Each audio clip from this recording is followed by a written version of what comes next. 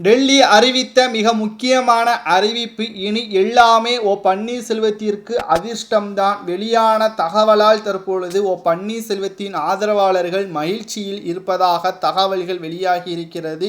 நாடாளுமன்ற தேர்தல் இன்னும் 4 மாதங்களே இருக்கும் நிலையில் பொன்முடி அவர்கள் சிறைக்கு சென்றுவிட்டார். திமுகவின் பலங்கள் தற்பொழுது குறைந்து விட்டது.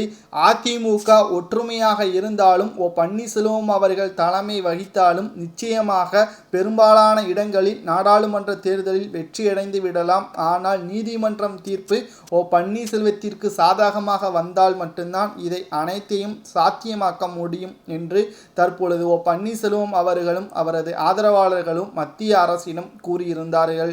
இந்த நிலையில்தான் எப்படியாவது நீதிமன்ற தீர்ப்பு பன்னீர்செல்வத்திற்கு சாதகமாக வரும் என்று நம்பிக்கை அளித்திருப்பதாக உள்துறை அமைச்சர் அமித்ஷா அவர்கள் பன்னீர்செல்வம் அவர்களிடம் கூறியிருக்கிறார். எடப்பாடி பழனிசாமி அவர்கள் அதிமுக பாஜக கூட்டணி கிடையாது என்று அறிவித்த பிறகுதான் பன்னீர்செல்வம் அவர்களுக்கு ஆதரவாக பாஜக தற்பொழுது செயல்பட்டு வருகிறது. இனி ஒருபோதும் பாஜக அதிமுக கூட்டணி கிடையாது என்று எடப்பாடி பழனிசாமி அவர்கள் கூறிய நிலையில்தான் அதிமுகவில் இருந்து எடப்பாடி பழனிசாமியை நீக்கிவிட வேண்டும், அவர் மீது இருக்கக்கூடிய வழக்குகளை உடனடியாக நீதிமன்றம் விசாரிக்க வேண்டும் என்று டெல்லி மேலிடம் நீதிமன்றத்திற்கு உத்தரவுகளை பிறப்பித்திருப்பதாகவும் இதன் மூலமாக பன்னீர்செல்வம் அவர்களுக்குத்தான் வெற்றி கிடைக்கும் என்றும் கூறப்படுகிறது.